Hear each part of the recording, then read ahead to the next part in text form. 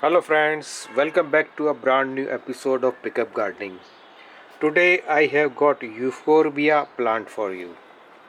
This is a dwarf species of Euphorbia. दोस्तों आज हमारे पास में है यूफोरबिया की ड्वार्फ स्पीशीज़। ये बहुत ही खूबसूरत है, डिफरेंट कलर्स में हमने इन्हें परचेज़ किया है।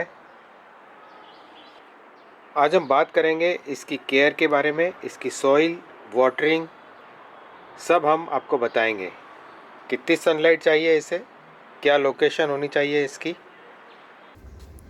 प्लांट की जो साइज़ है वो आप मेरे हाथ से अंदाज़ा लगा सकते हैं। ये मेरे हाथ के अंदर है, छोटे से पॉट में है और बहुत ही खूबसूरत लग रहा है ये प्लांट। इसके जो कांटे हैं ये भी बहुत शार्प नहीं है, इन्हें आसानी से टच कर सकते हैं, आपको चुभेंगे नहीं। ये वाला जो कलर है ये भी काफ़ी खूबसूरत है।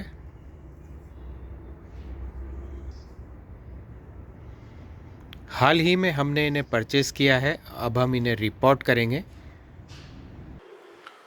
हमारे प्लांट्स को रिपोर्ट करने जा रहे हैं हम, और इसके लिए हमने चूज़ किया है टेराकोटा का पॉट। पॉट के बेस में हमने ब्रिक्स पीसेस डाले हैं ताकि वाटर लॉगिंग ना हो।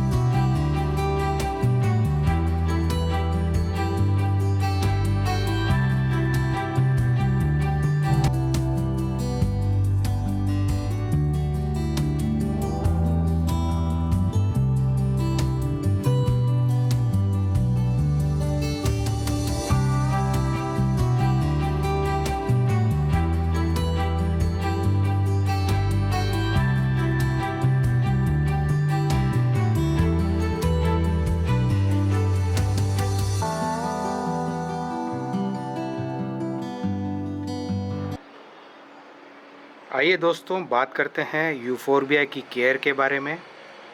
इसकी जो लोकेशन है वह सेमी शेड में हो तो ये बहुत ही अच्छे से ग्रो होता है। आप डायरेक्ट सनलाइट में भी रख सकते हैं, लेकिन बहुत ज़्यादा सनलाइट इसे नुकसान भी पहुंचा सकती है।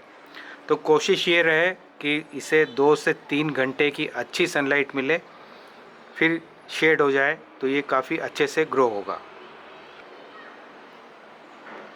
सॉइल सबसे इम्पॉर्टेंट फैक्टर है सॉइल। यूफोरबिया की जो सॉइल है वो वेल ड्रेन्ड होनी चाहिए। आप जब पानी पिलाएं तो पानी नीचे से निकल जाना चाहिए। सॉइल वेल ड्रेन्ड होने से रूट रॉट का खतरा बिल्कुल कम हो जाता है। वाटर लॉगिंग से इसके अंदर रूट रॉट हो सकता है। वाटरिंग दोस्तों, इसे आप तभी वाटर करें जब सॉइल सूखने लगे, टॉप लेयर सॉइल की सूख जाए, तभी आप इसके अंदर वाटरिंग करें। रोबोट की तरह डेली वाटरिंग इसे पसंद नहीं है।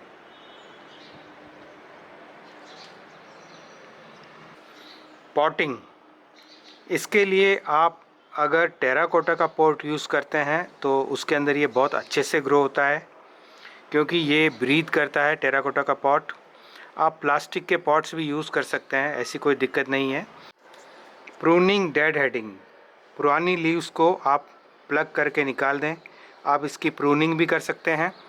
प्रूनिंग से नई नई ब्रांचेस डेवलप होती है। फर्टिलाइज़र, आप इसे कोई भी वाटर सोल्यूबल फर्टिलाइज़र दे सकते हैं।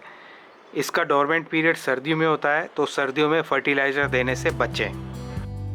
So friends, that's it for today. I will be back with some more informative videos. Till then, bye bye.